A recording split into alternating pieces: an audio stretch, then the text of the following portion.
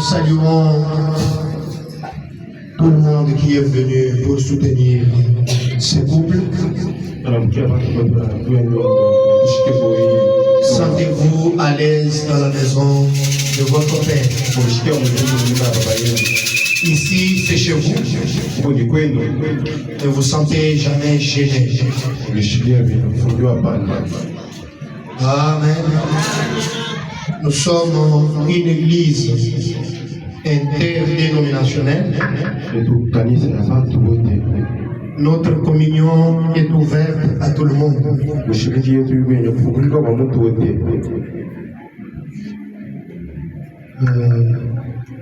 Alors, chez nous, il y a beaucoup plus de valeur, c'est la parole. Comprenez, il est futur marié en même temps technicien.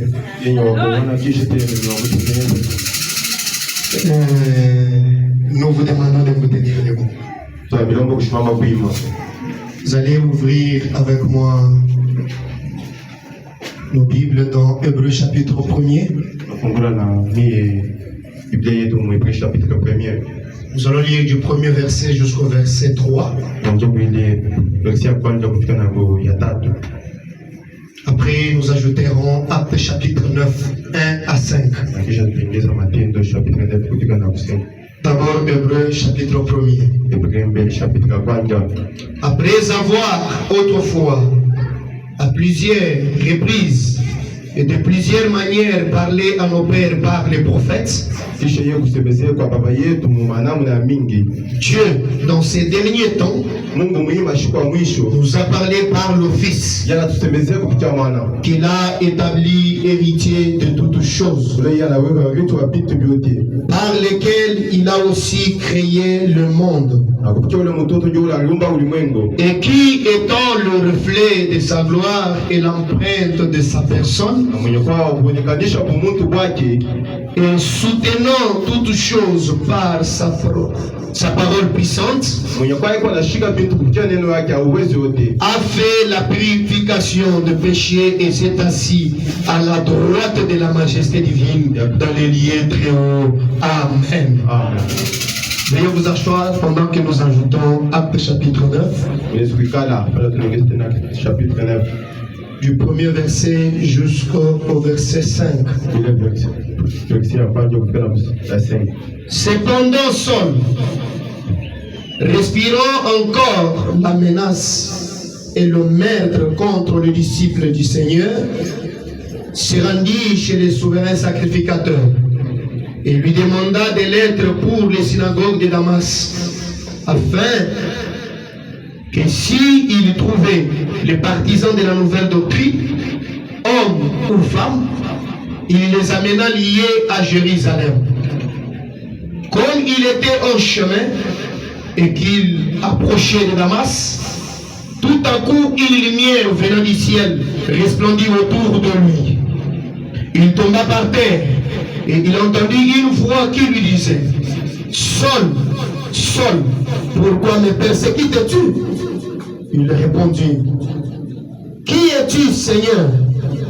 Et le Seigneur dit: Je suis Jésus que tu persécutes.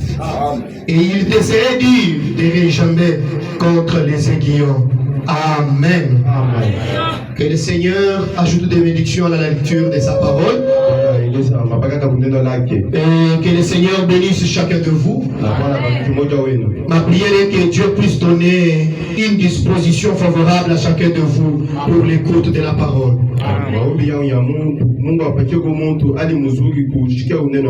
Avant que je ne puisse m'embrouiller dans ma prédication, avant, je vais lire pour vous une prière du prophète qu'il a faite dans le message 3 témoins. C'est un message prêché le 28 juillet 51. Je suis à son paragraphe 17 et 18. Je te prie d'avoir une attitude du respect pour tirer quelque chose de cette prière. Maintenant, nous pouvons incliner la tête. Père céleste, rien que se tenir à cette chair et prononcer ces quelques paroles sans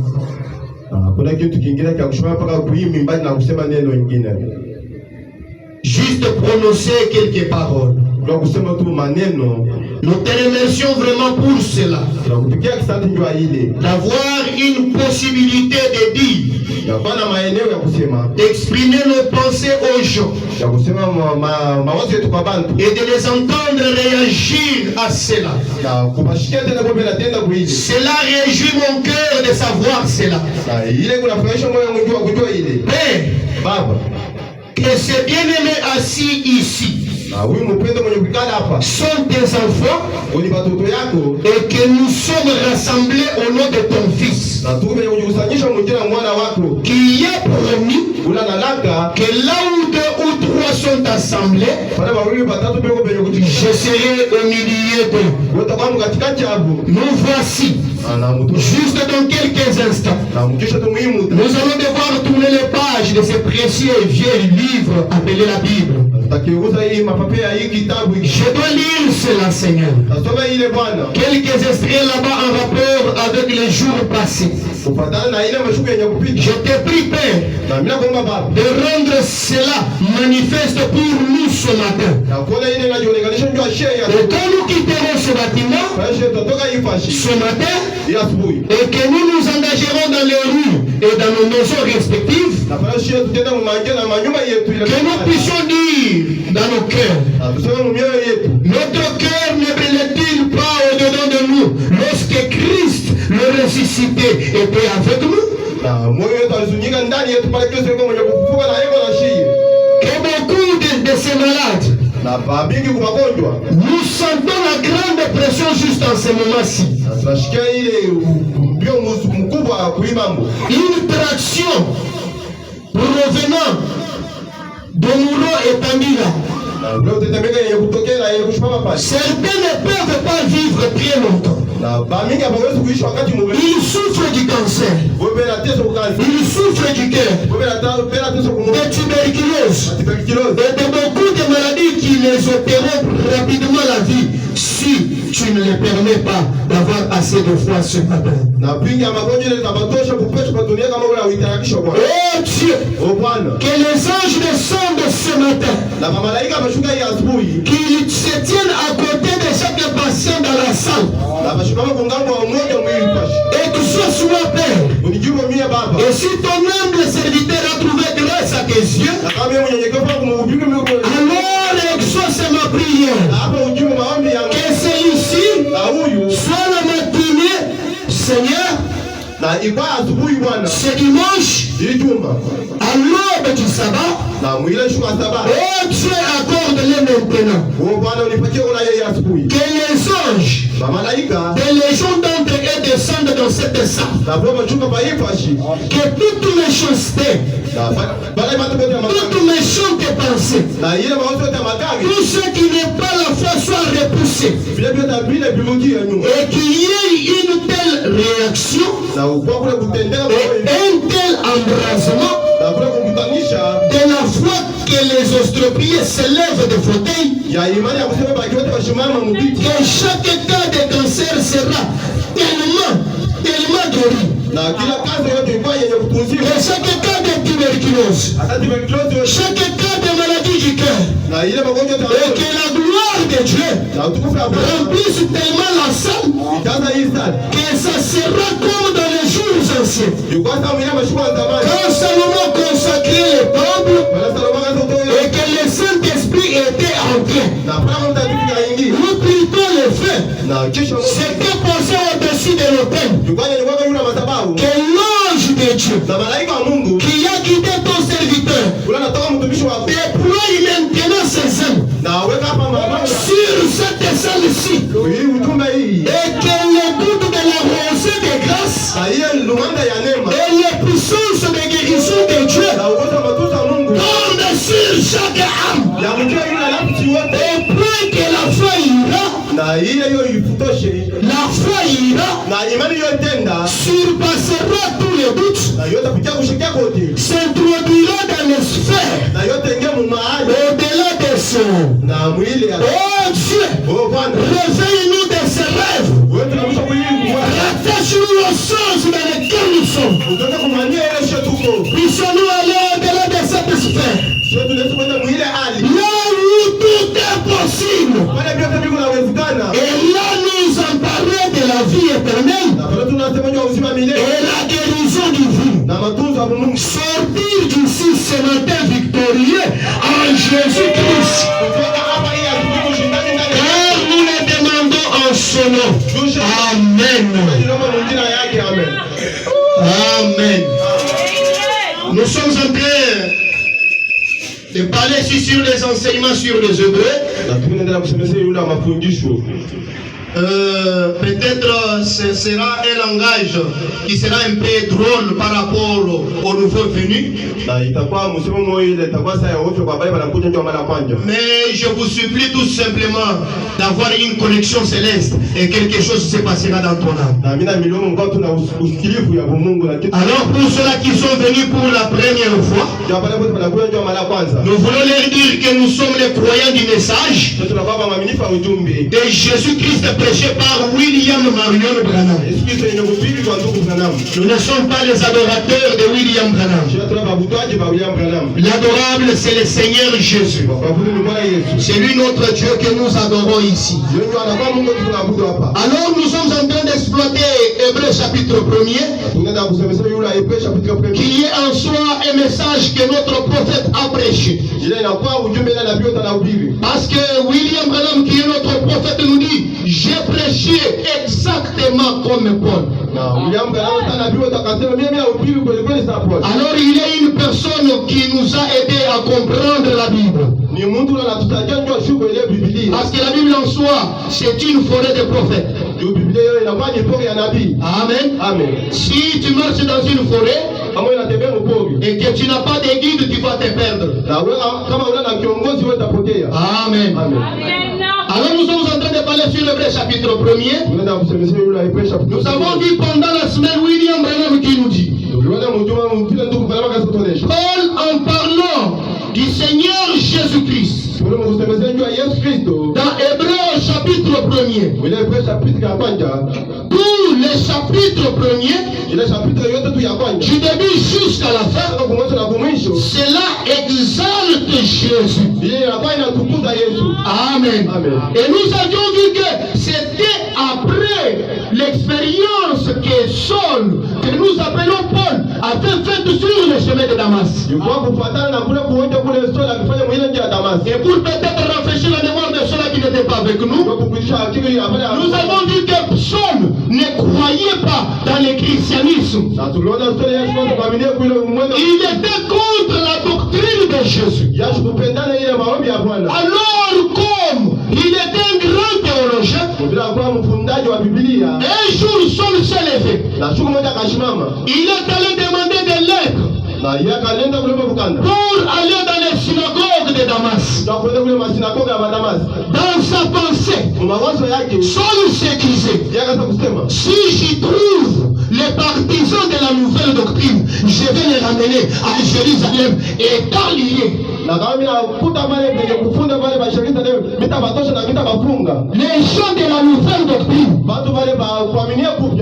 Alors pendant que Saul était sur la route, la Bible dit tout à coup, d'une manière que Saul ne s'attendait pas, une lumière jaillit tombant du ciel. Et lorsque cette lumière est tombée, Saul a été terrassé. Pendant qu'il était terrassé, la voix sort de la lumière. La voix parle à Saul. Saul, pourquoi me persécutes-tu? Saul, dans sa pensée, il pensait qu'il allait persécuter les gens, les hommes comme lui. Mais en réalité, ces chrétiens qui partaient pour persécuter, ce n'était pas des hommes comme lui, mais c'était Jésus que Saul était en train de persécuter. Voilà pourquoi tu dois faire attention de la manière que tu traites ton frère, de la manière que tu traites ta soeur. Parce que la personne qui a Jésus en lui, lorsque vous la maltraitez, c'est Jésus que vous maltraitez. Alors, Saul qui avait beaucoup étudié dans son école, un théologien qui était assis au pied de Gamaliel, Branham dit, il ne pouvait pas appeler n'importe qui Seigneur. Alléluia. Il savait que cette colonne de feu-là, cette lumière-là qui était tombée du ciel, ce n'était pas un être ordinaire, mais c'était le même Dieu qui avait fait sortir Israël de l'Égypte. Amen. Alors quand tu as fait cette expérience, il est parti dans le désert pour étudier pendant 3 ans pour connaître les rapports qu'il y avait entre cette lumière-là et Jésus. Et William Branham dit c'est sous cette inspiration-là que Saul a écrit le livre des Hébreux.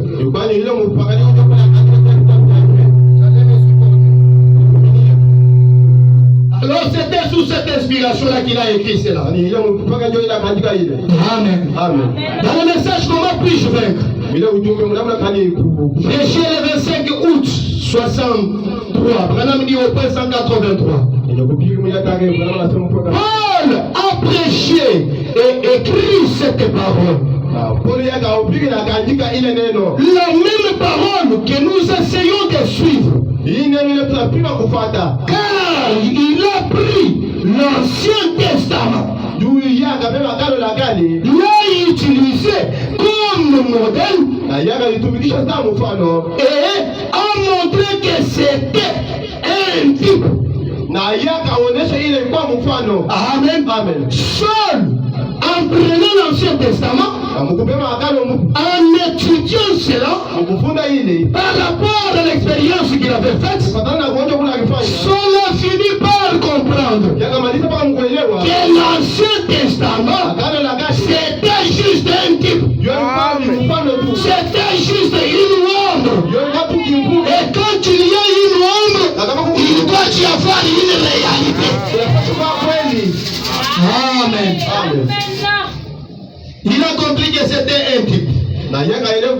C'est-à-dire que tout l'Ancien Testament était un type parfait. Un type parfait du nouveau. L'Ancien Testament, cela était un type parfait du Nouveau Testament. Voilà pourquoi je vous ai dit que lorsque l'adorateur amenait l'agneau, ça devrait être un agneau sans défaut. Amen. Et cet agneau-là représentait Christ. Et Christ, il est l'agneau sans péché. Il est l'antitype de l'agneau qui était amené dans l'Ancien Testament. Et le sacrificateur ne regardait pas l'adorateur. C'est que le sacrificateur devrait faire. Il devrait tester l'animal pour voir si l'animal n'avait pas de défaut. Et lorsque l'animal était sans défaut, l'adorateur était agréé. Et cet agneau-là, c'est le type du Seigneur Jésus. Et ce matin, pendant que nous sommes venus adorer, nous avons amené un agneau pour les sacrifices. Ne vous attendez pas à voir un agneau avec les 4 pattes. L'agneau que nous avons, c'est le Seigneur Jésus. Et il est le seul agneau sans défaut. son vivant, qui me convaincra du péché, qui prendra du doigt dans ma vie, une écriture qui parlait de moi et que je n'ai pas compris. Amen. Il était l'antitype de cet agneau-là de l'Ancien Testament. Et nous avons vu les prophètes nous dire que tous les prophètes, ils avaient eu quelque chose qui les avait servi d'un thème central. Et ces choses-là, c'était Jésus-Christ. Donc Christ, il est le thème central de la Bible. Voilà pourquoi nous avions dit que ceux qui sont venus avant la croix, ils ont parlé de lui. Ceux qui viennent après la croix, ils ont parlé de lui. Et Christ devient le thème central de la Bible. Amen. Tu ne peux pas construire sur une autre fondation que celle qui a été déjà posée par les apôtres. Alors ce matin, je t'ai préparé un petit sujet et j'ai intitulé comme suite: du logos à la chair et de la chair au logos. Amen. Je crois que par la grâce de Dieu vous allez comprendre cela. Donnez-moi juste un peu de temps. Nous lisons dans Deutéronome chapitre 18, le verset 15. La Bible dit: l'Éternel ton Dieu te suscitera du milieu de toi, d'entre tes frères, un prophète comme moi. Vous l'écouterez. Amen. Et tous nous savons que celui qui a écrit Deutéronome, c'est Moïse. Mais quand Moïse était sur la terre, il donne une prophétie. Il dit: l'Éternel ton Dieu te suscitera un prophète du milieu de ton frère, de tes frères. Et écoutez-les. Amen. Et quel est ce prophète dont Moïse a parlé? Moïse parlait de Jésus-Christ. Amen. Il parlait de la venue du Messie. C'est lui qui était un prophète comme Moïse. Voilà pourquoi même quand Jésus lui-même est venu, quand il prêchait sa parole, les Juifs pouvaient les regarder. Quand il nous dit ça, mais Moïse nous a dit. Moïse nous a dit. C'est parce qu'ils avaient confiance à Moïse. Mais comme ils étaient foulés par leur tradition, ils n'avaient pas compris que celui dont Moïse avait parlé, c'était né juste devant eux. Et c'est moi te dire ce matin, enlève les voiles de tradition. Enlève ta pensée charnelle. Enlève tout ce qui est de la théologie. Et tu verras qu'ici, c'est Dieu le Seigneur Jésus. Amen. De logos à la chair. De la chair au logos. Christ est révélé dans sa propre parole. Tradition, la voix de Dieu. Je suis au page 52. Que le Seigneur bénisse. Je descends maintenant dit. Ainsi, la Bible est la révélation de Jésus-Christ. Est-ce que vous dites amen à cela? La Bible, c'est la révélation complète de Jésus-Christ. Écoutez, et elle a été écrite par des prophètes. Na baliandika kutokea banabii. Hébreux chapitre 1er, verset 1er. Hébreux chapitre ya kwanza. Après avoir parlé autrefois, kisha kutusemezea mashiku ingine à plusieurs reprises, mumanamu na mingi, parler à nos pères par les prophètes, kusemezea baba yetu kupitia banabii. Mungu en ces derniers jours, muima siku ya mwisho parle par son fils, hebu na tusemezea Jésus-Christ. Yesu Kristo. Autrefois, mara Dieu ingine avait parlé par les prophètes. Mungu alisema Mais dans les derniers jours, kuima siku ya mwisho ce n'est plus par les prophètes, tena mambo mais Dieu nous parle par son fils. lakini Mungu atatusemezea kupitia Son fils, mwana wake ni Jésus-Christ, Yesu Kristo, qui était tous les prophètes réunis.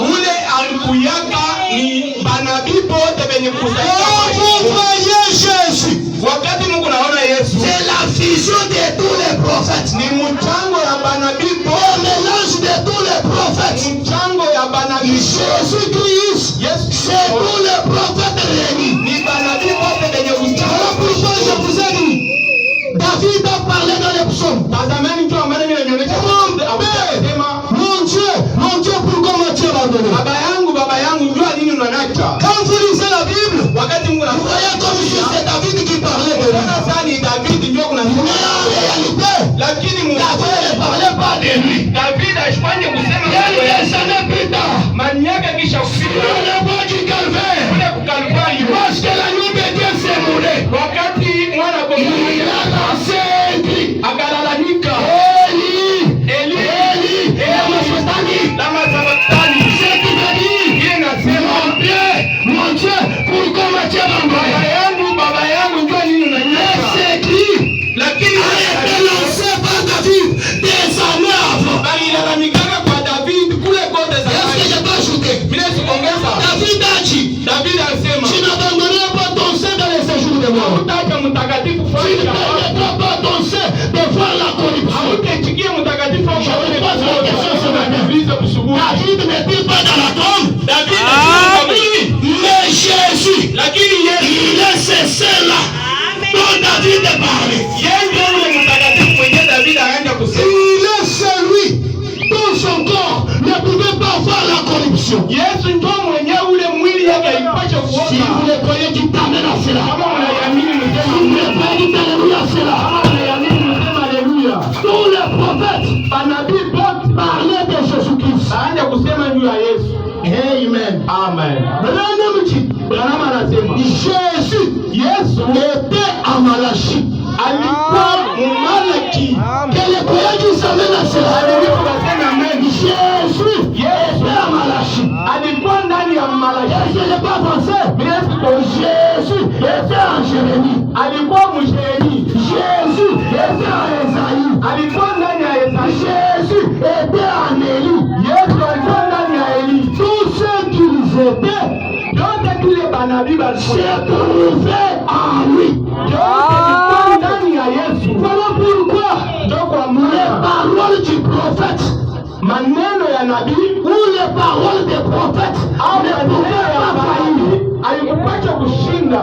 Parce que si les prophètes avaient failli, Ndio kama banabii balishinda, nous serions tous perdus. kama isashe bote tushakupotea. Cela veut dire que Jésus a failli. Ndio kusema Yesu na yeye anashinda. Mais comme Jésus était en eux, Lakini vile Yesu alikuwa ndani les ya paroles banabii, se sont accomplies. maneno yote ya banabii ilitimizika. Amen. Amen. Alors, dit tous ces prophètes se trouvaient en lui. Branham anasema banabii bote bakuwa ndani ya Yesu. Tu n'as pas dit amen pour les prophètes? Alisema amen juu ya profeti. Je ne sais pas si tu diras amen pour toi. Mimi sijui kama utasema amen juu ya Branham dit, Branham anasema tout ce que vous êtes se trouvait en lui. kile mwaye mko kilikuwa ndani ya Yesu. Tout ce que moi je suis se trouve en Jésus. Yote kile mimi niko kinakutanisha Tout ndani ce ya que Yesu. vous êtes ce matin se trouve en Jésus. Yote kile mwiko kusuburu inakutanisha ndani ya Yesu. Nous avons existé en Dieu sous la forme des pensées. Branham anasema tulikala ndani ya Mungu muumbo ya mawazo. Mais il a fallu un temps Ilipendeza wakati mmoja pour qu'il prononce la parole. tu atangaze neno. humo, afin que nous qui étions la pensée, nous puissions devenir un matériel qu'on peut toucher. juu ya shamba letu mbona ni angesa mawazo tukwa sasa vitu vya kukusanyika. Voyez qu'ils amènent à cela. Amérique tunasema amen. Et les frères disent alléluia à cela. Amérique tunasema alléluia. Voilà pourquoi Ndio kwa maana la question a été posée à Job. balimulisaka Job. Job, où étais-tu Wewe ukuya quand je posais le fondement de la terre wakati mimi anje kuweka et misingi. que les étoiles du matin Manyote anja poussaient les cris de joie? anja kulalamika. Écoutez, si tu as une étoile, Kama huku tu nyota pousseras les cris de joie. Quand on parle de ton père, wakati tu dois pousser les cris de joie.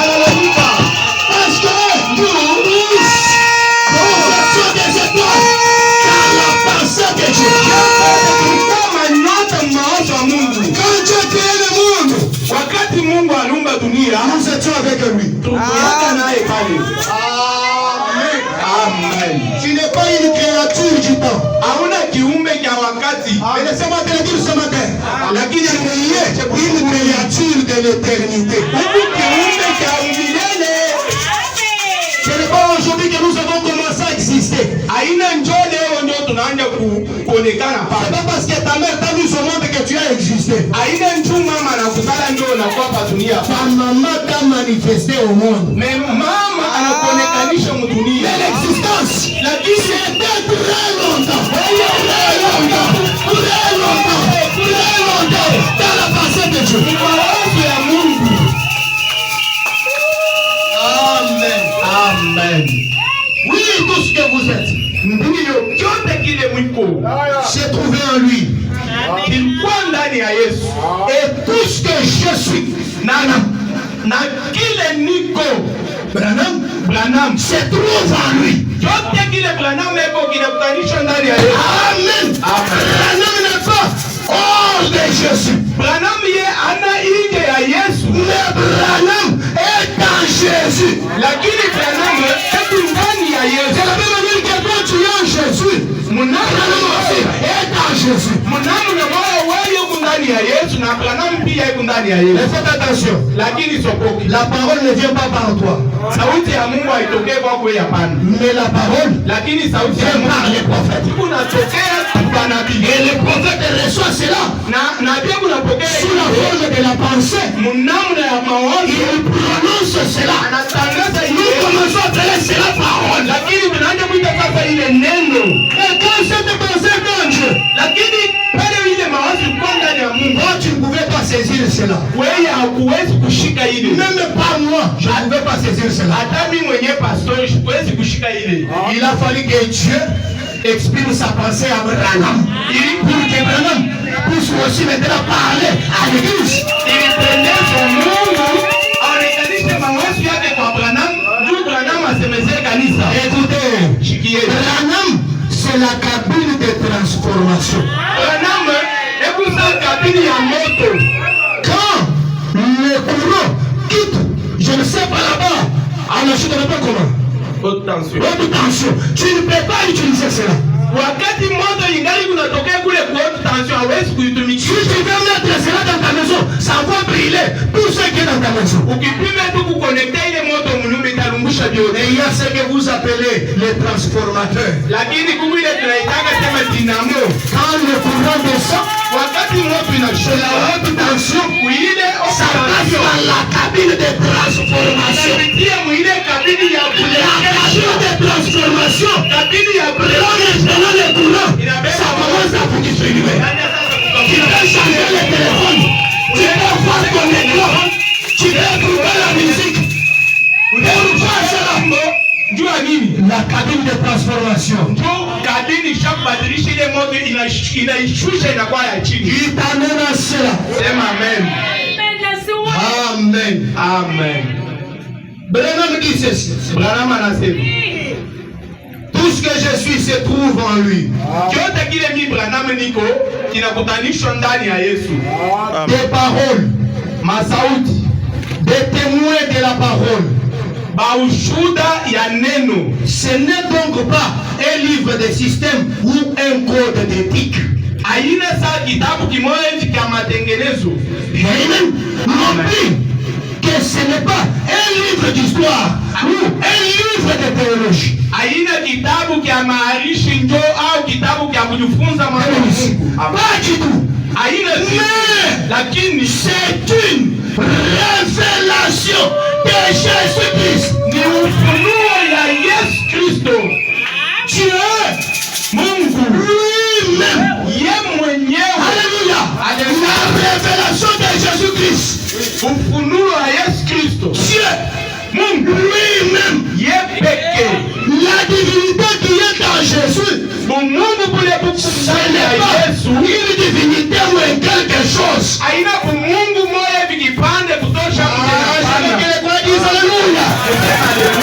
Dieu lui-même, révélé, Amen. Amen. Je vais expliciter. Ici derrière ma chair, j'ai les histoires avec moi. Qui connaît ce que j'ai? Personne, hein? Mais dès que je prends la chose, je l'expose devant vous. J'ai révélé. En d'autres termes, révélé. Faire connaître. Amen. Amen. Dieu lui-même, Mungu sasa connaître. Anajitambulisha. À travers qui? Kupitia nani? À travers Jésus-Christ. Kupitia Yesu Kristo. Oh, pourquoi la Bible dit? Ndio kwa maana Biblia Personne n'a jamais vu Dieu. ashamuonaka Mungu. Mais Lakini le Fils unique, mwana celui qui est sorti mwenyewe du anatoka sein du Père, c'est lui qui l'a fait connaître. C'est lui qui l'a révélé. C'est lui qui l'a mis à nous. C'est lui qui l'a exposé devant vous. Est-ce que tu peux voir Dieu? Est-ce que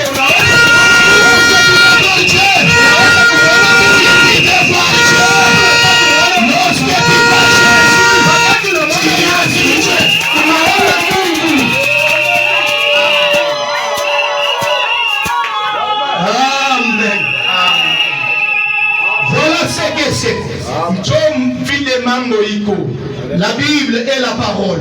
Biblia ni neno. La Bible n'est pas n'importe quel livre. Biblia haina saa kitabu kyote. La Bible est la parole. Biblia ni neno. Et Dieu na Mungu est chair. Mungu ni mwili. Ou plutôt, Dieu s'est fait chair. Mungu anajifanya mwili. Amen. Amen. Et Jésus est la chair. Na Yesu ni mwili. Dieu est esprit. Mungu ni roho. C'est une révélation. Ni ufunuo.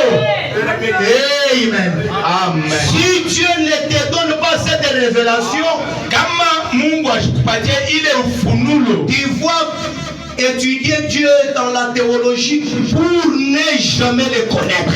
Utende tina kuma université kwa kufunza mambo ya Mungu, mais hautashikiaka kitu. Tu prends la Bible, tu commences à la lire même 50 fois par jour, mais pour ne rien voir. Utachukua Biblia unaisoma mara na mara, mais hautaona kitu. Mais ça c'est une question de la révélation.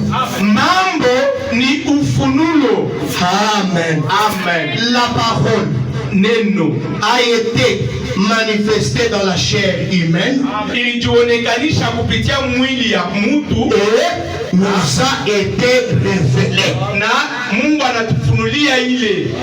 Voilà pourquoi ndio kwa maana il devient anakuya un fils de Dieu, mwana wa Mungu. Voilà pourquoi ndio kwa maana il devient anakuya un fils de Dieu, mwana wa Mungu. Il est une partie de Dieu. Ye ni kipande kya Mungu. Comprenez-vous? Munashikia? Amen. Amen. Bon, mais il est le fils lakini ye ni mwana. À tel point Mnamna ya kusema que toute la parole neno yote qui se trouvait en Jérémie, yenye ilikuwa ndani ya Yeremia, en Moïse, ndani ya Moïse na bale bingine, que toutes ces paroles, maneno yote ile comme il l'a dit, mpaka vile alisema, elle parle de moi. iko nasema njuu yangu. De qui? Njuu ya nani? De Jésus-Christ. Njuu ya Yesu Kristo. Ou de la parole. Au njuu ya neno. De la parole. Njuu ya neno. Okay. À la chair. Kutokea neno inaenda kujifanya mwili. Ishani. Yohana commencement de la parole. Kulikuyaga neno. Et personne ne peut voir la parole. Lakini mtu atamu ya shesi kwa neno. Personne ne peut toucher la parole. Mtu ashezi kugusa neno. Mais cette parole, lakini ile neno est passée de la parole à la chair. Ikatoka kuneno ikajifanya mwili. Et cette chair-là, kutokea ile mwili, c'est la chair de l'homme appelé Jésus-Christ. Lakini ile mwili ni mwili ya mtu mwenye kuita Yesu Kristo. Amen. Amen. Amen. Amen. Remarquez, Mangalieni. certains disent, bingine beko nasema, eh bien, mzuri, elle a fait ceci, anafanya hivi. la parole, Neno inafanya hivi. elle a fait cela. Ifanya hivi na hivi. Mais laissez-moi vous dire quelque chose. Lakini mwache nionyeshe mambo moja. Allons donc examiner l'histoire de la Bible pendant 1 minute. Twendeni mbele tuchunguzeni hii story ya Bible quelque minutes. Pour voir d'où elle est venue. Njoo ya kuona neno hii yenyewe ilipokea wapi. Branham a dit, Branham anasema, elle a été écrite par 40 écrivains. hii Biblia baliandikaka kutokea banjiko 400. Amen. Amen. Cela a été écrit par 40 écrivains différents. Bakuandika bakuachana 400. Makumi 40. 40 hommes ont écrit la Bible. 40 abatu ndio banaandika Biblia. Dans l'espace de 1600 à différentes époques. Kutokea miaka 500 tina mumawagaja kwa chana 1600. Prédisons les événements les plus importants de l'histoire du monde. Benye kusema mambo ya maana ya story ya dunia. Et cela se trouve Na ile inakutanisha des centaines d'années avant qu'il se produise. ma miaka 100 mbele ya ile kufika. Maintenant, Sasa il n'y a pas une seule erreur dans tous les 66 livres. Sasa hapa hakuna mkosa hata moja mwili mikanda yote ya Biblia. Malgré que la Bible est écrite par des différentes personnes, dans des différentes époques, dans des différentes générations, Branham dit, il n'y a pas d'erreur. Hata vile Biblia banaandika kwa watu bakuachana chana, mumawakati ya kuachana chana, Branham anasema hamuna mkosa hata moja. S'il y a des croyants de Branham ici, Kama kuku ils croiront avec moi, batamini pamoja la Bible n'a pas d'erreur. ya kusema Biblia haina na mkosa. La Bible, Biblia elle est sainte. iko takatifu. Et quelque chose qui est saint, cela ne contient pas d'erreur. Akikalake na mkosa. Aucun livre Kitabu hata n'est kimoja appelé livre saint. abakite kitabu takatifu. C'est la Bible. Lakini paka Est appelée la Sainte Bible. anaita kitabu takatifu. Branham, mon prophète, dit, Branham nabii wangu cette anasema Sainte Bible, niko na c'est Dieu sous la forme écrite. ili Biblia takatifu ni Mungu. Lorsque tu lis la Bible, Wakati unasoma tu lis Biblia ça sous forme de papier, hapana sous kuisoma forme de lettres. sani miandiko tu. Tu lis Dieu sous la forme écrite. Huku unasoma Mungu muumbo ya miandiko. Et quand on lit Dieu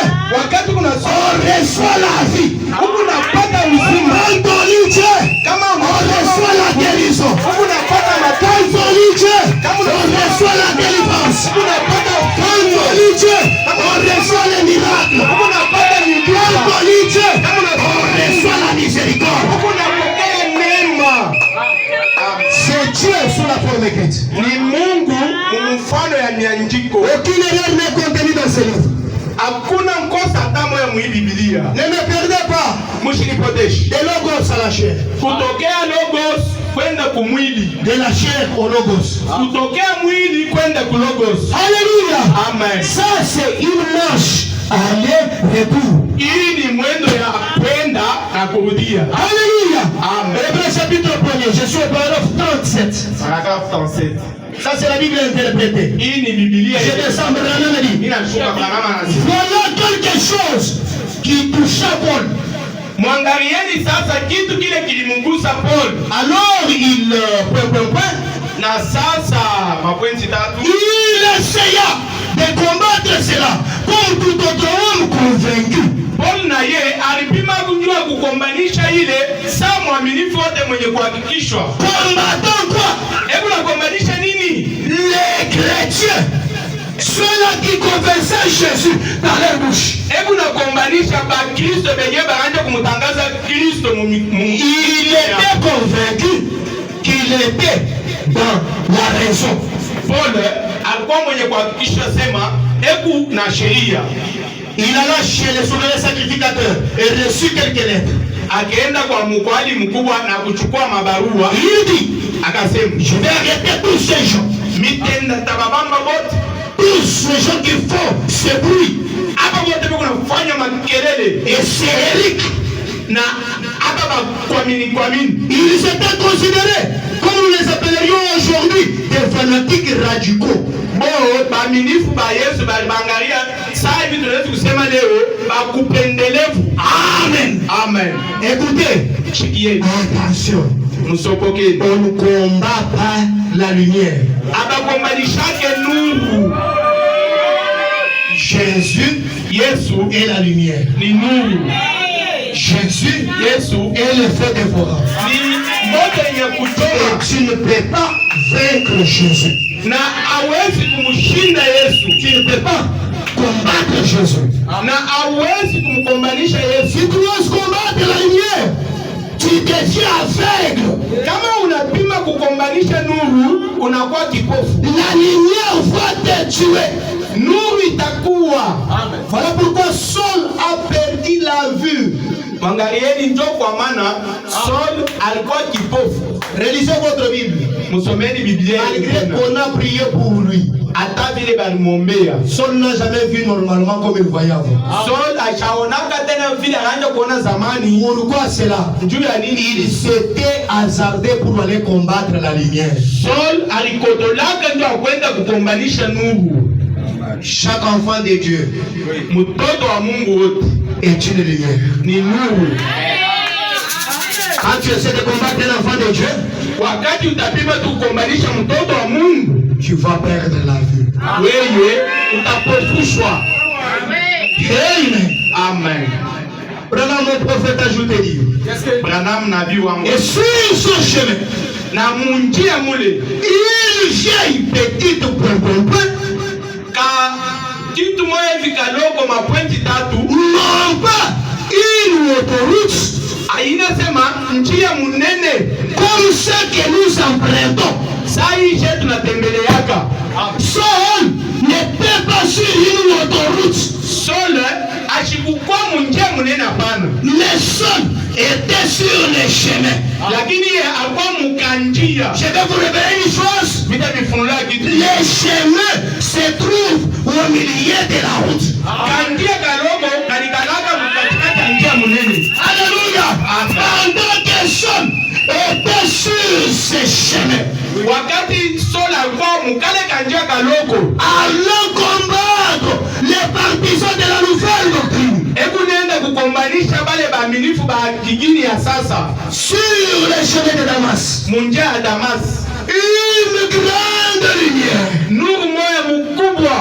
Une grande lumière. Nuru moya mukubwa. Je dis bien, une grande lumière. Inasema mzuri. Venant du ciel. Ikatoka mbinguni. Resplendit. Ikuna fika et le jeta par terre. Na ikamwangusha. Laissez-moi te dire ce matin. Hata nikuonesha kuzuri. Tous les démons. Ils s'éteindront sur ton chemin.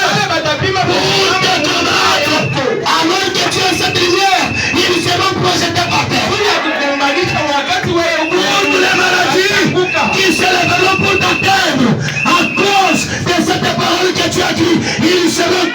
passer. Magonjwa yote ile itapima kukubamba juu ya ine natoka mkushikia itanguka.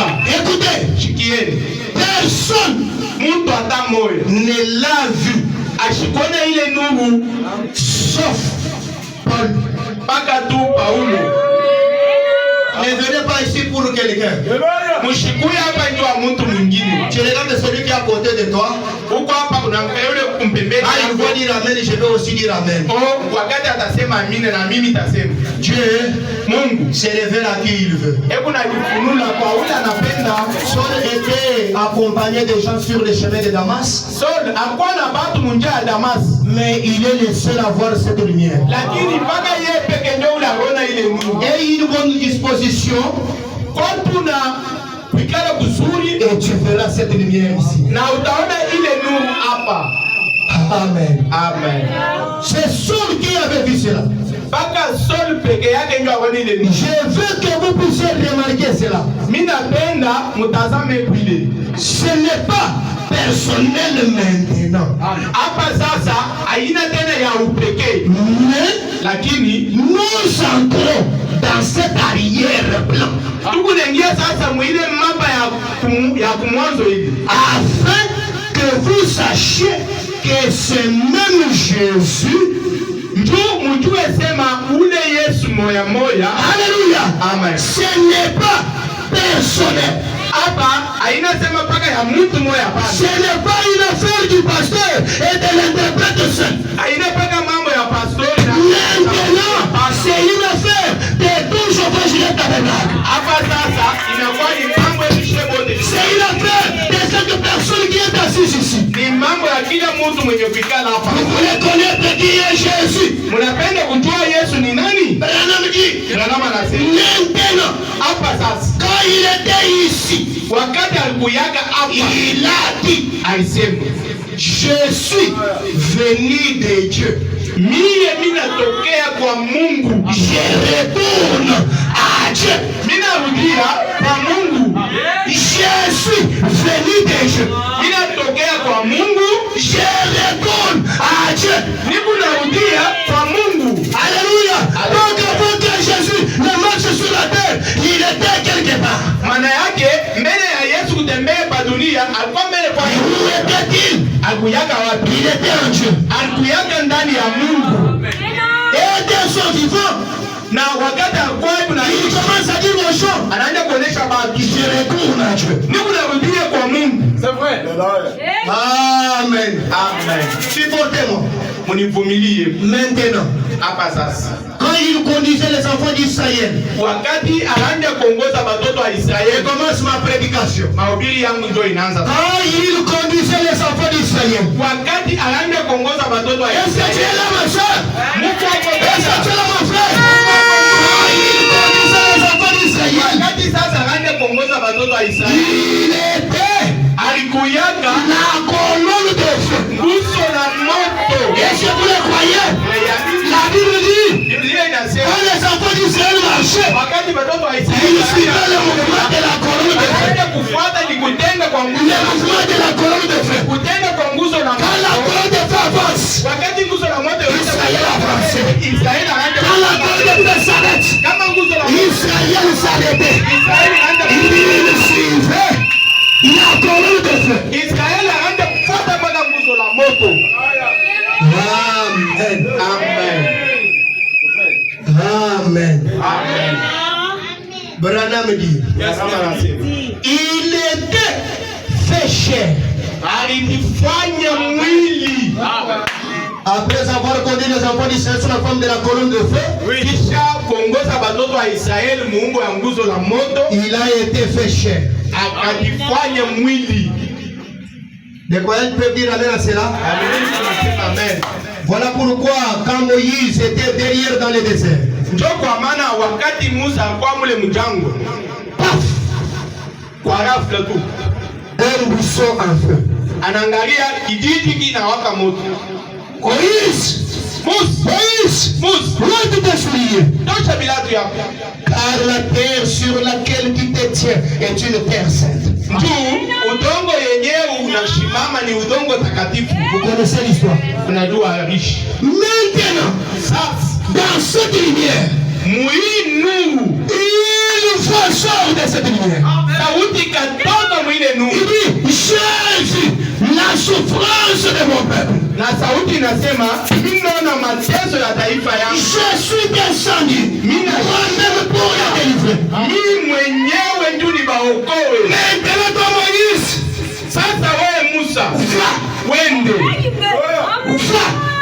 je suis descendu pour le délivrer.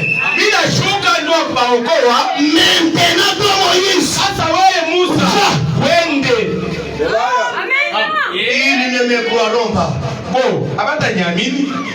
D'ailleurs, il faut me poser la question. Quel est le Dieu qui t'a envoyé? Je regarde Moïse. Moïse, tu veux connaître mon nom? Va leur dire que le grand Jésus m'a envoyé. Donc, le nom de Dieu, c'est le Jésus. Le Jésus, c'est au présent. Ce n'est pas demain. Ce n'est pas le jeter. C'est le Jésus. Écoutez, je vais t'amener quelque chose. Le Jésus, les miracles, maintenant. La guérison, maintenant. La délivrance, maintenant. La miséricorde, maintenant. Le salut, maintenant. Je suis. Alléluia. Qui parle à Moïse? La colonne de feu. Maintenant, quelques années plus tard, on voit un homme qui est né d'une femme. Il commence à dire, avant qu'Abraham fût, moi je suis. Avant qu'Abraham devienne votre père, Jésus. Il ajoute, quand Abraham, votre père, a dit bonjour, il a essayé de joie.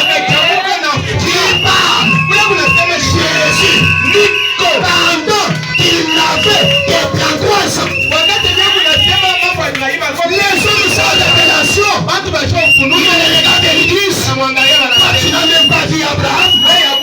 Il n'a pas connu notre père. Comment tu lui dis qu'il avait vu ton jour et qu'il avait essayé de joie? Frère Abraham me dit, c'est lui que Abraham avait reçu. C'était Jésus. Avant qu'il puisse se faire chair.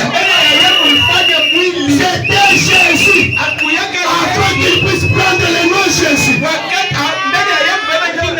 Alléluia. De logos à la chair. De la chair au logos. C'est là que nous allons. Amen. Amen. Amen. Écoutez, il est ici ce matin. Ici même, avec nous. Si tu ne sens pas sa présence, change ton attitude. Moi je sens qu'il est déjà là. Il est déjà présent. Il est ici avec nous. Il est ici avec nous. Nous trois sommes assemblés au nom. Je serai au milieu de vous. Ce matin, nous ne sommes pas réunis au nom d'un homme. Nous sommes réunis au nom de Jésus-Christ. Je crois que sa présence est ici. Voilà pourquoi maintenant, je sens que je peux défier n'importe quel sorcier ou n'importe quelle sorcière. Je sens maintenant que je peux défier n'importe quel magicien. Parce que sa présence est est ici. chungu wapo yake iko hapa. Il fait maintenant ma force. Hebu na kwa sasa Moi qui est malade, votre Jésus-Christ, reçois ta guérison. Toi qui es faible, au nom de sa présence, reçois la chose que tu cherches.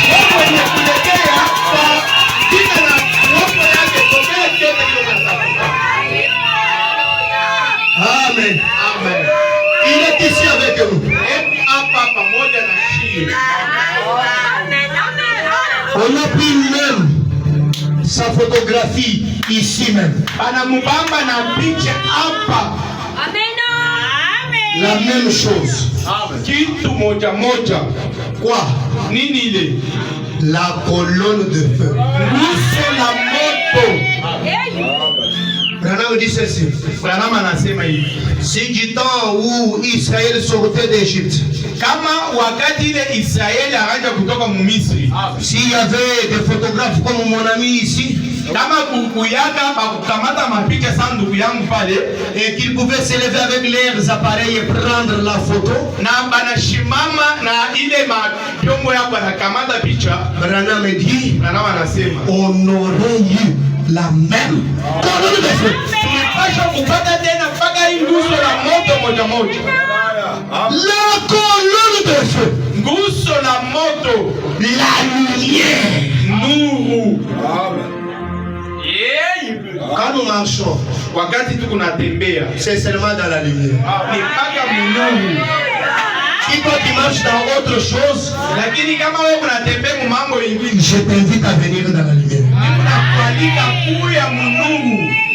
Dans la lumière, il n'y a pas de critique. Munuru amwikalake mashimango. Dans la lumière, il n'y a pas de médisance. Munuru amwikalake Dans kakwabwa. la lumière, il n'y a pas des empoisonnements. Munuru amwikalake kutiliana su. Dans la lumière, il y a l'amour. Mungu mapendo. Amen. Amen. Dans le message, Mujumbe un absolu. tekemeo Prêché le 4 mars 63, tradition Shekinah. ya mwile tare yenye kutafsiri kwa Shekina. Je suis au point 9. Mupwenzi yake ya munane. Le point 10 et 11, Branham dit ceci. Branham anasema nini? Quand un jeune homme compte se marier à une jeune fille, une jeune femme, wakati kijana mwanaume anatafuta koa kijana mwanamke, il doit connaître les caractères de cette jeune femme. kwanja anapaswa kujua tabia ya ule Et mwanamke. les croyants disent amen à cela. Biblia inasema amen. Où la jeune femme Au kijana mwanamke doit connaître les caractères du jeune homme. na yeye pia anapaswa kujua tabia ya ule kijana mwanaume, Quelque chose auquel elle peut s'accrocher. kitu kimoja kenye kila anaweza kulamata kuambatana na kile C'est vrai. ukweli. Sera-t-il un homme juste? Atakuwa mtu mzuri Sera-t-il pour moi le genre de mari qu'il me faut? huyu mwanaume, atakuwa bwana mwenyewe ule ananifai. Cette femme me donnera-t-elle dans la vie ce que j'attends d'elle? Atanipatia mu maisha kenyeji kunongejea kwake La fidélité et tout? ukamilifu na vyote. Frère Branham me dit, Branham anasema il doit avoir quelque chose sur lequel ils peuvent baser leur vœu. hapa babijana banapaswa kuwa na kitu sa muzindi Mushikiye! sema bafanye biapo Les célibataires, écoutez! bambalaga mushikieni. Tu dois avoir quelque chose sur lequel tu dois baser tes vœux. Weye tafuta kitu kimoya kenye kile utawekea maji yako yako. Que tous les malades me donnent un amen. Bambalaga bote kusema amen. Amen. Amen. Sachant qu'il y a quelque chose qui tiendra. Unajua kusema muindo wa kutakuyaga kitu kimoya kile kitashimama imara. Aïe, tu y a bouluma. Haina mambo hao par pitié, ça n'existe pas.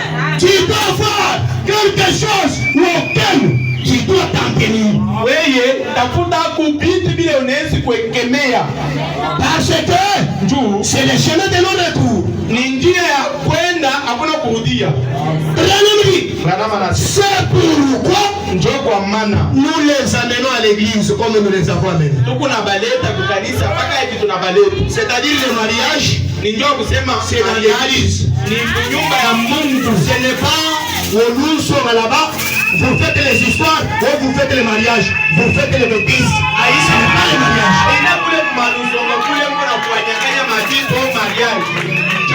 Ça c'est l'amour scolaire. Ce sont des bêtises. Amen. Et la parole de Dieu pour cet absolu soit établi. Écoutez, écoutez. Ici Paul, comme nous le voyons, il avait un absolu auquel il s'est accroché toute sa vie. Seul a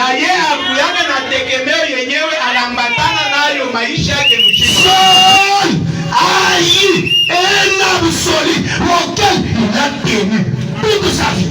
Saul alipataka tekemeo ili alibambaka maisha yake yote mzima. Quand tu trouves cet absolu-là, wakati unapata ile tekemeo, tu vas pas reculer devant les problèmes. Hautarudiaka nyuma. Quand tu trouves cet absolu-là, même pas tes parents ne peuvent pas t'empêcher de venir à l'église. Ukipata tu ile tekemeo, hata bazazi hawata kuzuiza tu kwenda kanisa.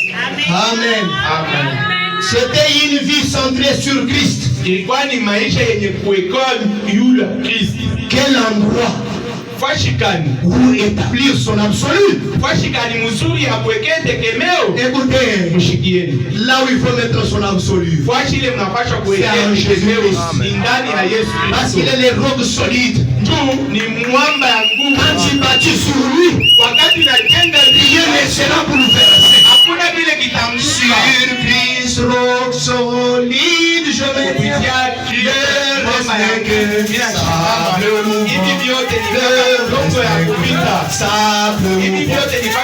C'est sur ce roc-là que Solomon a consacré sa vie. Un absolu. Est-ce que c'est pas pensé? C'était une vie différente de celle qu'il avait menée autrefois. Car il a dit, la vie que je mène maintenant, qui était différente de celle qu'il avait menée auparavant. Il est arrivé un temps où Paul a vécu cette expérience qu'il a mené à cette décision. En effet, Paul était un très grand homme parmi les Juifs. Paul, il était un grand théologien. Mais il n'était pas très sûr de sa position. Mais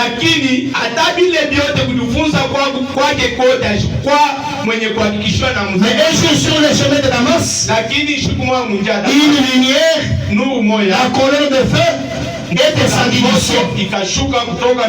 Et Paul étant un juif, écoutez, savait que cette lumière la colonne de feu était cette chose qui avait les dieux qui avait fait sortir son peuple d'Égypte. Ils avaient suivi cette colonne de feu. Étant donc juif, il lui a demandé immédiatement.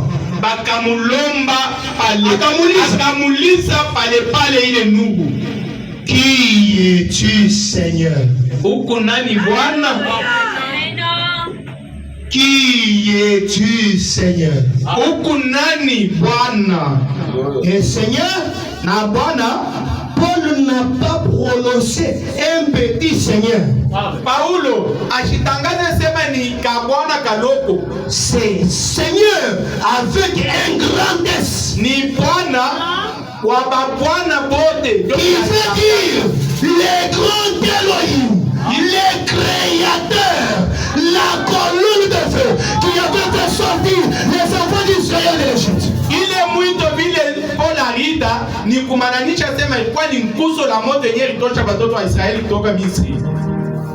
Et de la colonne de feu, na kutokea nguzo la moto sortit une voix qui répondit, sauti ikatoka na ikasema, je suis Jésus. Niko Yesu.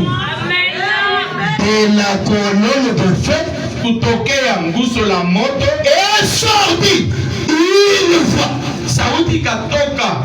donc la colonne de feu c'est une personne. Maana yake nguzo la moto ni muntu. Je veux que les croyants disent amen. La colonne de feu parle. Nguzo la moto inasemaka. Si vous avez vos feux qui ne parlent pas, mweye kama mungu na mamoto yenu haisemaki. la colonne de feu qui est dans ce message parle. Nguzo la moto yenye kwa mwi ujumbe kunasema. La colonne de feu parle. Nguzo la moto inasema. La colonne de feu guérit. Nguzo la moto kuna. La colonne de feu sauve. Nguzo la moto kuna. La colonne de feu délivre. Nguzo la moto hii kuna funula. Écoutez, shikieni. je suis Seigneur. Niko, je suis Jésus. Niko Yesu. Il te serait dur de rejeter contre les aiguillons. Itakukuia nguvu njoo ujame kuima shindano. Écoutez, mshikieni. Dès ce moment-là, kutokea tu pale, Paul comprit, Paulo akaelewa que les Jéhovah de l'Ancien Testament, ya kwamba Jehova kwa mwakati ya kale, c'est Jésus dans le nouveau. Ni Yesu mwakati mpya. Amshikie.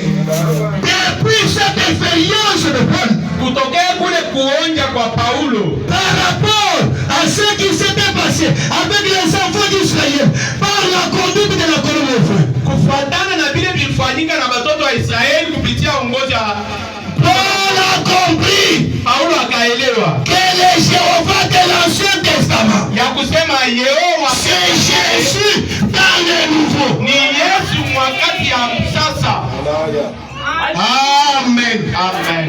Nous n'adorons pas un autre Dieu qui est différent de celui dont les Juifs adoraient. Atuabudu Mungu mwingine mwenye kuachana na ule Bayuda banaabudu. Alléluia. Amen. Le même Jéhovah. Mpaka Yehova. Celui qui a créé le monde. Mwenye ule anaumba dunia. Celui qui a fait sortir Israël de l'Égypte. Mwenye ule anatosha Israeli mumii. C'est le même Jéhovah. Ni mpaka Yehova. C'est le même Jésus. Ni mpaka Yesu mwa. Du Nouveau Testament. Kwa wakati ya sasa. Dans le message avec le Bartimée. Moi avec le Bartimée. Prêché le 1er mars 57. Ya mwile tarehe 57.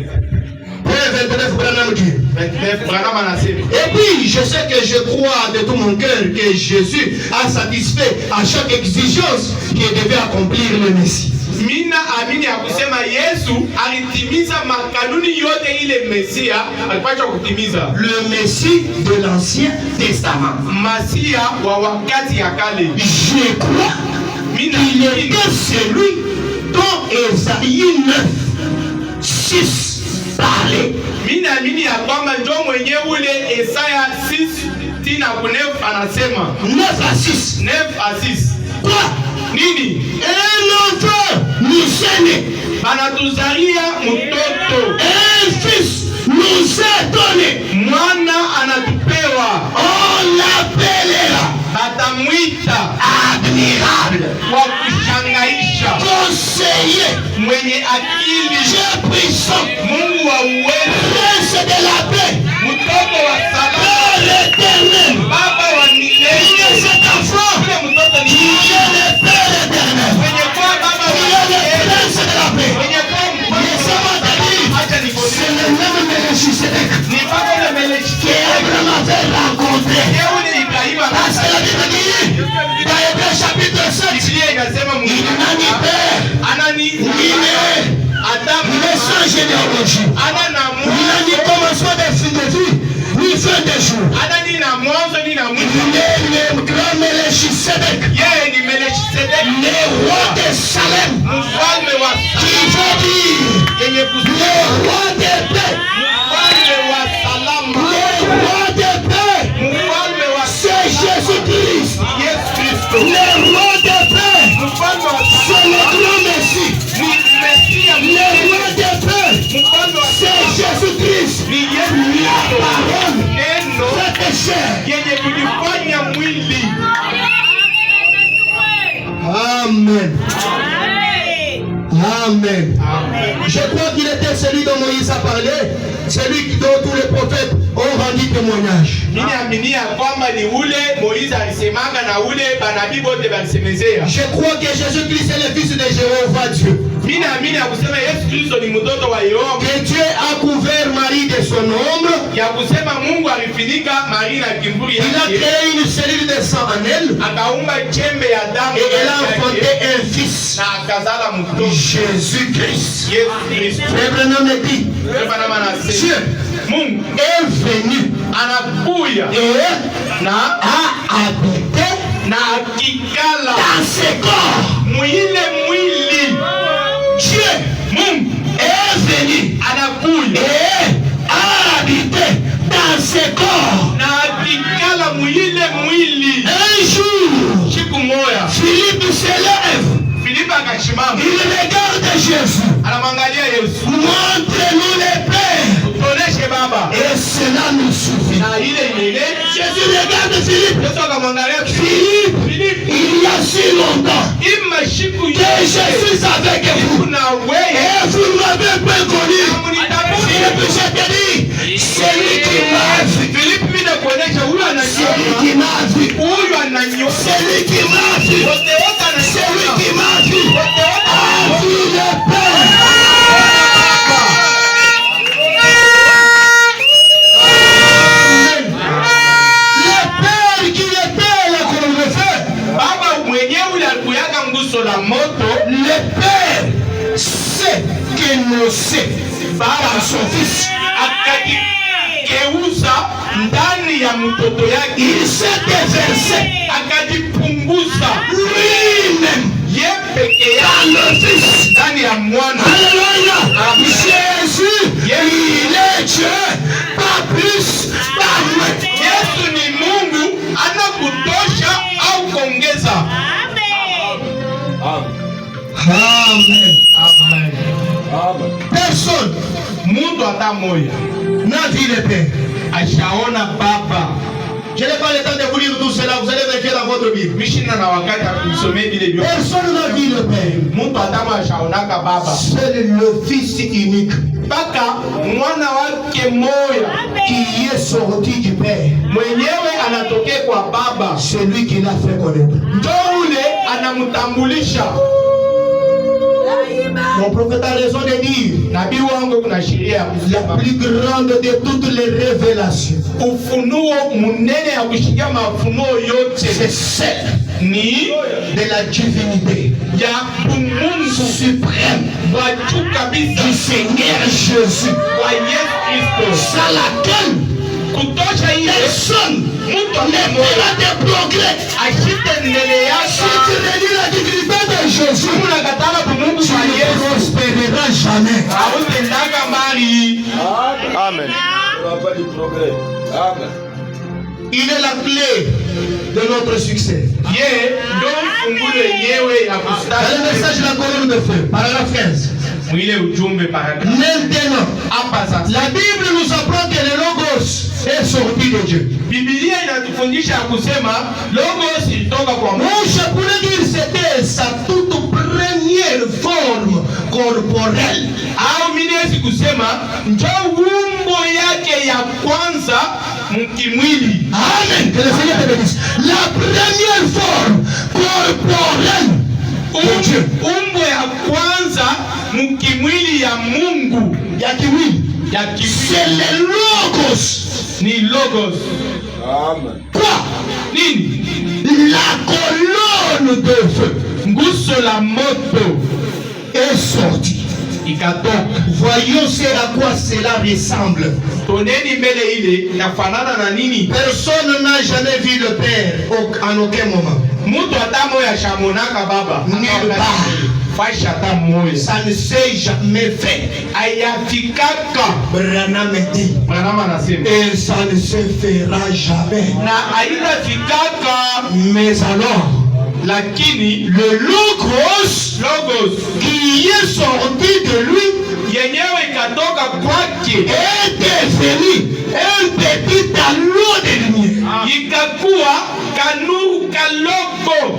Observons-le. Tuyangarishisheni. Jouez-là. Iko na cheza pale comme un enfant devant les seuils du Père. Sa mtoto mkifua baba yake. Alléluia. Amen. Quand le logos est sorti, wakati logos ikatoka, c'était un petit talon de lumière. ilikuwa ni kanuru hivi. Comme un petit bouton blanc. Branham anasema iko saa kabuto kana. Cette lumière-là a commencé à jouer. A commencé à jouer. A commencé à jouer.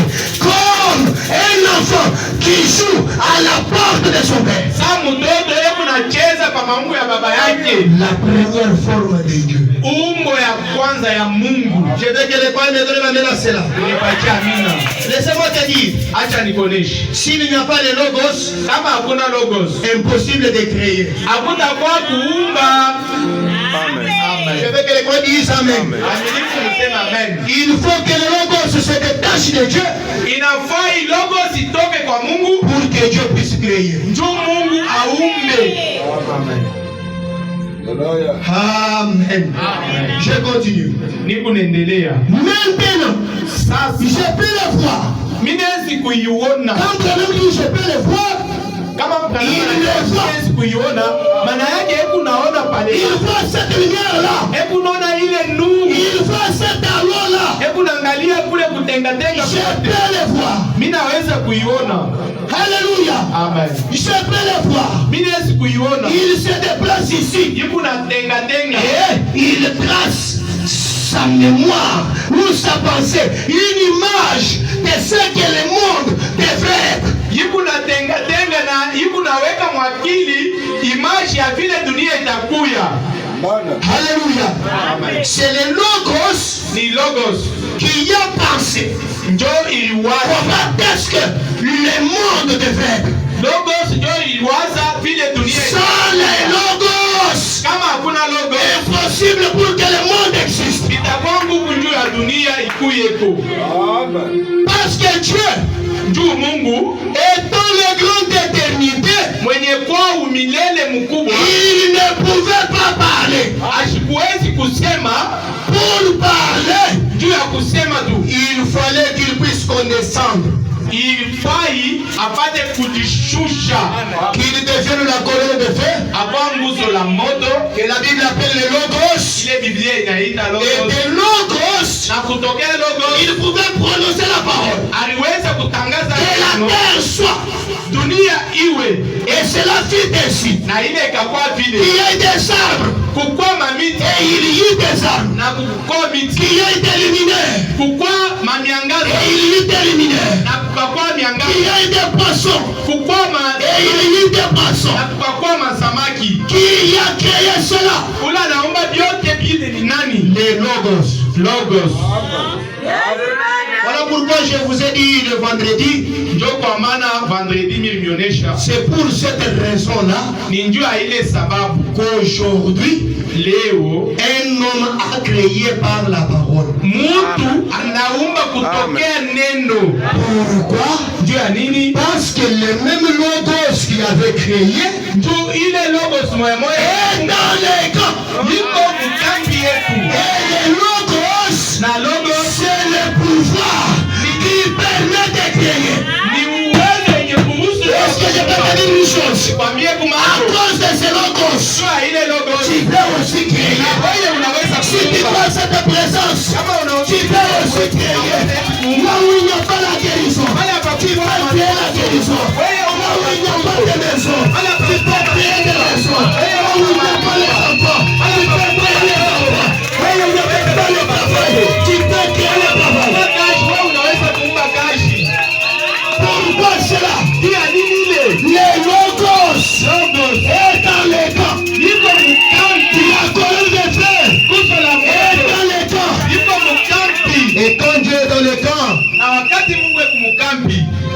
possible. Yote vinawezekana. Amen. Tout est possible. Yote vinawezekana. Laissez-moi vous lire les dernières citations. Acha nimisomee kutangazo ya mwisho. Branham dit, Branham anasema dans le message, mujumbe, l'attitude de qui est Dieu. ile ujumbe Prêché le 15 août 50. yenye kuhubiriwa mwile tarehe. Mon prophète dit au paragraphe 14, Branham anasema au paragraphe 15, mwile maintenant, hapa sasa remontons. twendeni mbele. Il y a une centaine de milliards d'années dans le passé. Kuku masanteni ya miliari ya miaka ishakupita. Retournons à une centaine de milliards d'années avant cela. Turudieni mbele kumukongo miaka mingi kupita. Continuons simplement Tuendeleeni mpaka et remontons dans le passé. na twendeni mubile vishakupita. Il n'y a pas longtemps, Akuyapita mashite. j'étais en Californie Nilikuwa kwa California. et il y a là un observatoire. Na kuku pale fashi ya kuangarishisha. Ils ont une longue vue là. Beko na vitu vimoja vya kuangalia navyo mbali. Ils peuvent voir à 120 millions d'années lumière dans l'espace. Vile vyombo vinaweza kuona mbali 120 milioni ya miaka ishakupita. Comme la lumière se déplace très vite. Vile nuru iko natembea mbio. Mais passons au temps Lakini tupiteni kuile wakati avant qu'il n'y ait quoi que ce soit. mbele ya kwa dini yoyote. Branham dit, Branham anasema Dieu était là Mungu alikuyaka pale avant qu'il n'y ait quoi que ce soit. mbele ya kukua kitu chochote. Dieu était là Mungu alikuyaka pale avant qu'il n'y ait quoi que ce soit. mbele ya kwa Dieu chochote. était là Mungu alikuyaka avant pale qu'il y ait une maladie. mbele ya Dieu était là Mungu alikuyaka avant pale qu'il y ait les anges. Dieu était là. malaika kuya. Mungu alikuyaka pale. Il était au commencement. Alikuyaka kumwanzo Et voyons-le na tumoneni et représentons-nous-le là dans l'espace. na tujionekanishe mbele mwile wakati. C'est de Jéhovah que nous parlons. Ni juu ya Jehova ndio ule Ce tunasemezea. soir, Hii magharibi nous ce matin, nous ne parlons pas d'un certain président de la République. Nous parlons de Jéhovah. hii busubuhi hatuseme mambo ya presidenti moja, mais tunasema ndio ya Jehova. Et voyons juste un moment Na tuoneni wakati mmoja comment la Trinité de Dieu, namuna gani utatu ya Mungu ya Mungu vient à l'homme. inakuwa ndani ya muntu. La Trinité de Dieu Utatu ya Mungu vient à l'homme. inakuwa kwa muntu De Logos kutokea à Logos la chair. kwenda kumwili, De la chair kutokea au mwili Logos. kwenda kulogos. Gloria. Amen. Et là, Na pale ce grand espace, hii fashi viti, aucun esprit hakuna wata ne peut se représenter au-delà de cela. haiwezi kujionekanisha kupitia ile hapana. Cet espace, c'est l'éternité. Ile ewa ni umilele, C'est Jéhovah Dieu qui est là. ni Jehova Mungu mwenye kwa Et pale, on nous enseigne na banatufundisha qu'au commencement, kumwanzo les Logos Logos ou le Fils de Dieu au mwana wa Mungu est sorti de Dieu. ikatoka kwa Mungu. Au commencement, Kumwanzo les Logos Logos est sorti de Dieu. inatoka kwa Mungu. C'est Logos, Hii Logos c'est le Fils de Dieu. ni mwana wa Mungu. C'est Logos, c'est la puissance qui permet à Dieu de créer Ni uwezo hivi unahusu une forme qui lui permet de prononcer la parole. Mungu na Mungu tu atangaze neno. Amen. Amen. Je ne crois pas que le Fils éternel Mishi amini mwana wa milele. Branham dit, Branham anasema c'est même insensé de mentionner cela. Iko ya shomana mupandika ile Que le Fils éternel, ya kusema kuku mwana wa milele.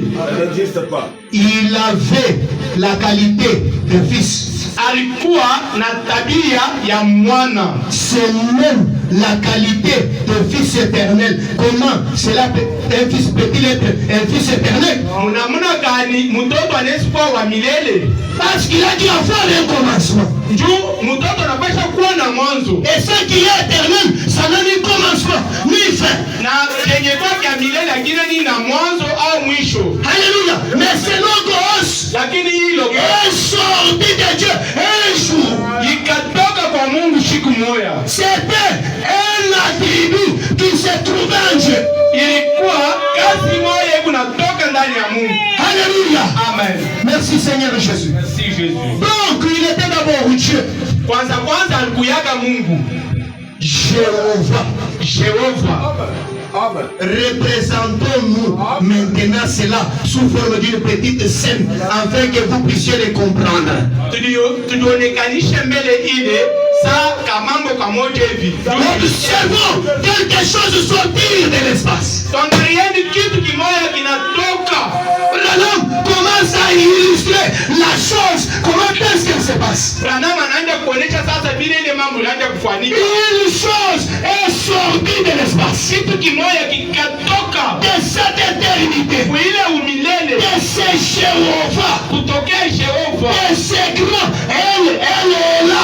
Elohim qui était le tout suffisant. Kutokea ule Elohim ule hapa mwenye kujelesha mvyote. Cela s'est détaché. Ile ikatoka. Disons que c'est une lumière blanche. Ni nuru mweupe. Comme une lumière mystique de Dieu. Iko sa nuru ya kiasili ya Mungu. Sortie du sein du Père. Yenyewe ikatoka kwa Baba. Branham dit. Branham anasema. C'était cela. Ilikuwa ni ile. Il était le commencement. Ilikuwa ni ile ndio kuyaka kumwanzo. Le commencement n'a pas commencé avec Genèse. Mwanzo haikuanza. Je veux que les croix disent amen. Je veux que les croix disent alléluia. Le commencement, ce n'est pas ta Genèse. Mwanzo haina ndio mu Genèse hapana. Mais le commencement a commencé quelque part. Lakini mwanzo ilianza lorsque le logos se détache de Dieu. Wakati logos inatoka kwa Mungu. Amen. C'est ça même le début du commencement. Ndio yenyewe mwanzo ya mwanzo. Amen. Amen. Branham anasema c'était le fils de Dieu qui est sorti du sein du Père. Alikuwa ni mtoto wa Mungu anatoka mkifua ya Baba. C'était la parole. Ilikuyaka ni neno. Amen. Amen. Amen. Et la parole na neno était avec Dieu. Ilikuwa na Mungu.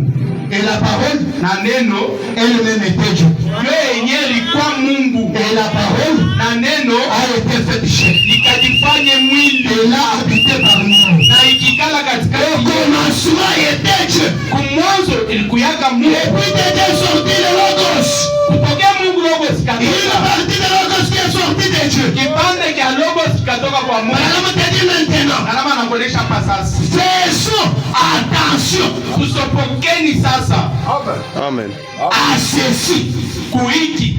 Maintenant.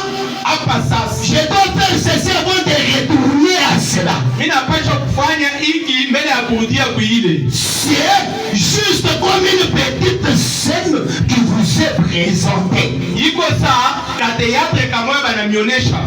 Afin de vous faire comprendre quelque chose. Juu mpige kumkuelewa mambo moja fulani. C'est qui est au milieu de nous ce soir. Moi je dis ce matin. Ili yenye kwa katikati yetu kusubuhi hii. Alléluia. Amen. C'est même logos. Ili logos mamo. Est au milieu de nous ce matin. Iko katikati yetu. C'est même logos. Logos est ici présent. C'est même logos. Il est en train de circuler. Iko na C'est même logos. Il a le pouvoir de créer. C'est même logos.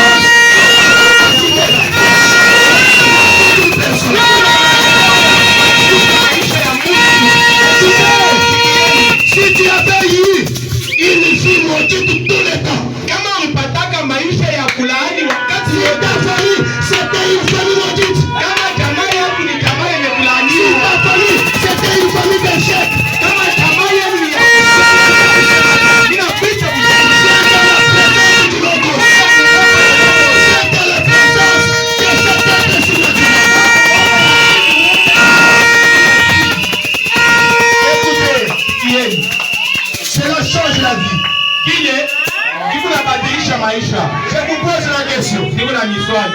Est-ce que la vie de Saul a été changée? Maisha ya Saulo ilibadilika.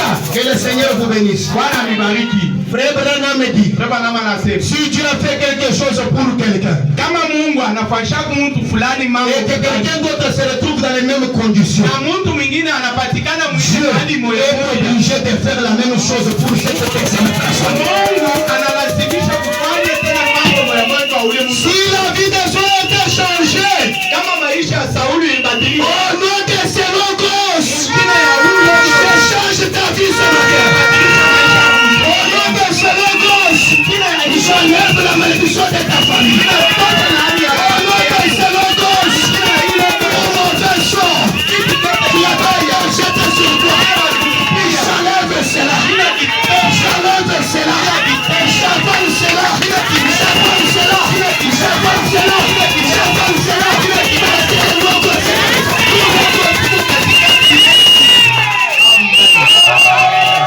Est-ce que je peux te dire une chose?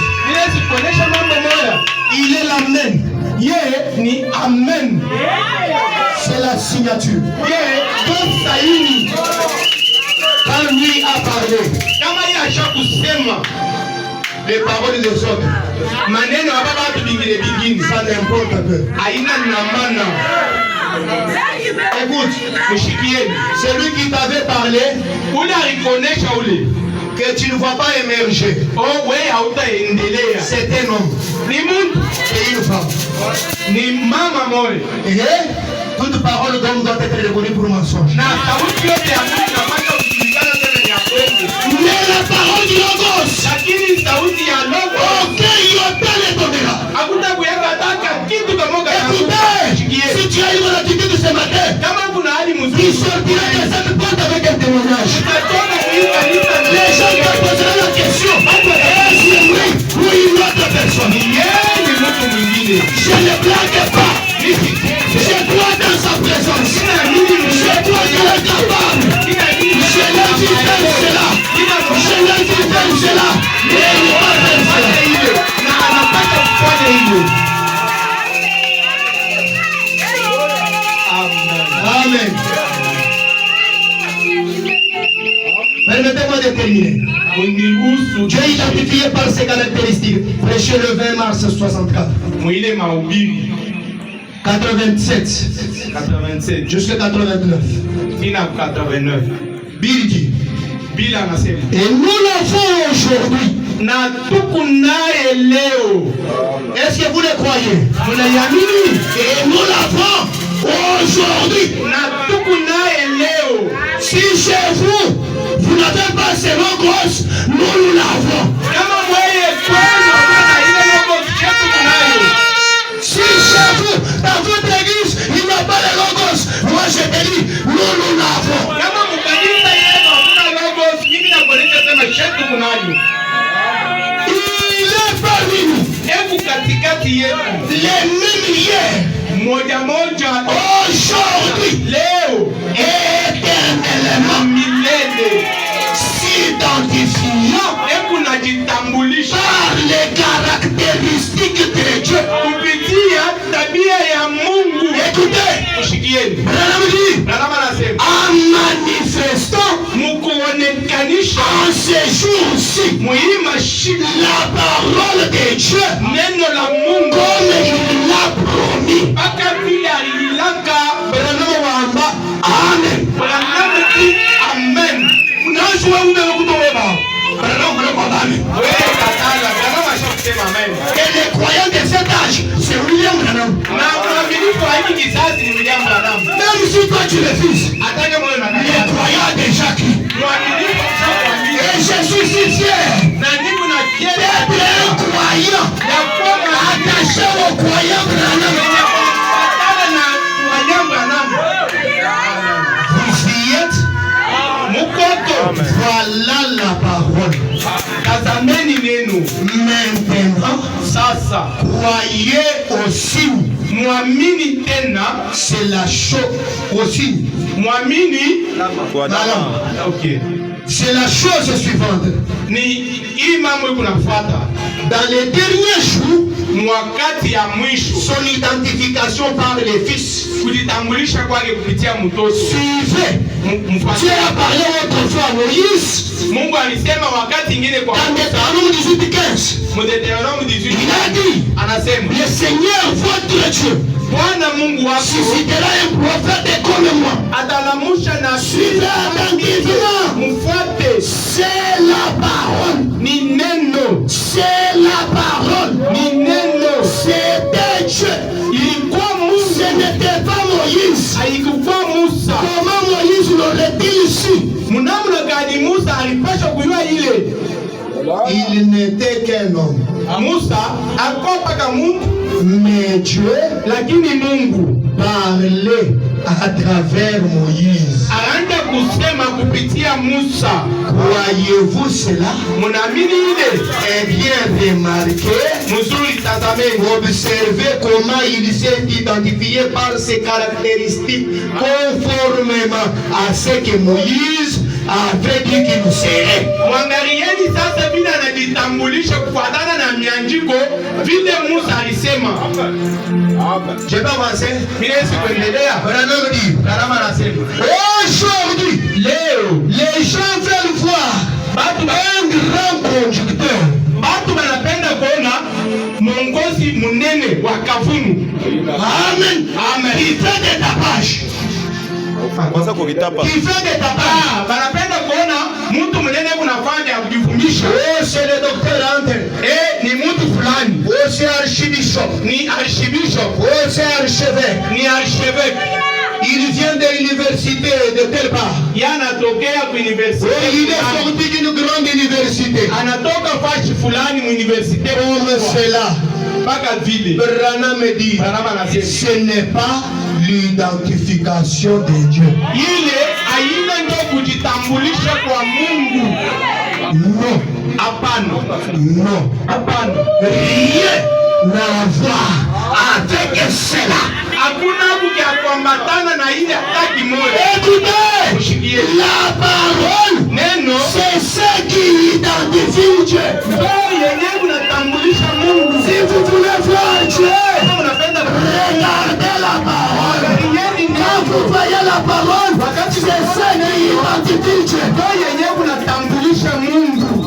Et aujourd'hui, Na leo nous avons vu la parole tunaona neno être identifiée inajionekanisha dans un bon homme en calvitie. mtu mwenye kuwa na riba la.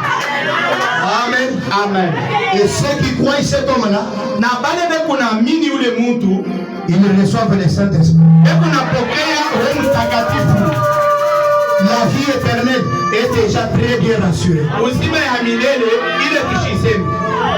Pourquoi cela? Juu ya nini ile? Dieu Mungu s'est identifié anajitambulisha au travers de cet homme. kupitia ule mtu wa Quand tu riba. regardes, Kama tu unaangalia vois un homme, beku unaona mtu et pourtant, lakini ce n'est pas un homme. haina mtu. Dieu, la foule, c'est Dieu là-bas. Mungu acha kushimama pale Sous la forme d'un mortel.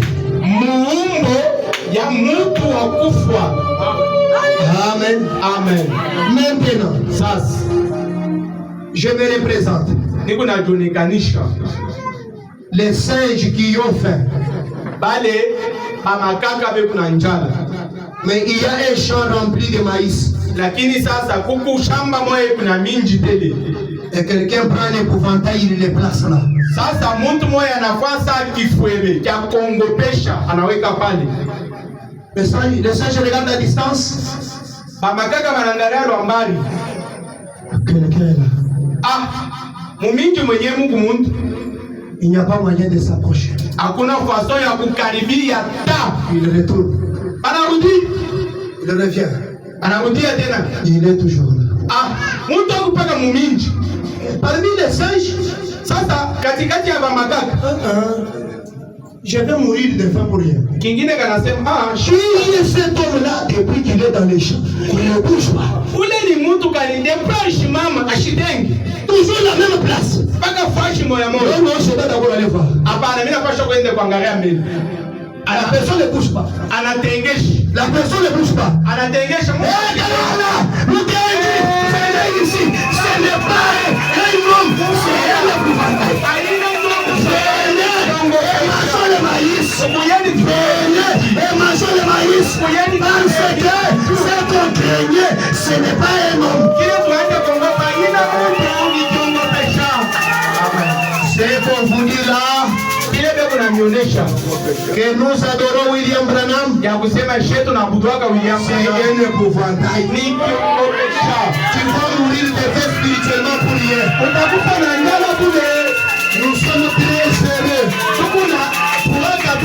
Parce que nous avons eu un singe courageux. Il a bougé l'épouvantail. Vous avez dit que ce n'est pas un homme. Ne prends pas distance. N'allez pas à l'extérieur. Ne critiquez pas dehors. Venez et mangeons le maïs. Venez et mangeons le maïs. Venez et mangeons le maïs. Venez et mangeons le maïs. Au nom de Jésus, soyez bénis. Au nom de Jésus, soyez bénis. Soyez transformés. Que vos vies changent. Encore de la présence du Dieu. Amen. Que le Seigneur bénisse. Venez manger le maïs. Ne craignez rien. Venez manger le maïs. Venez.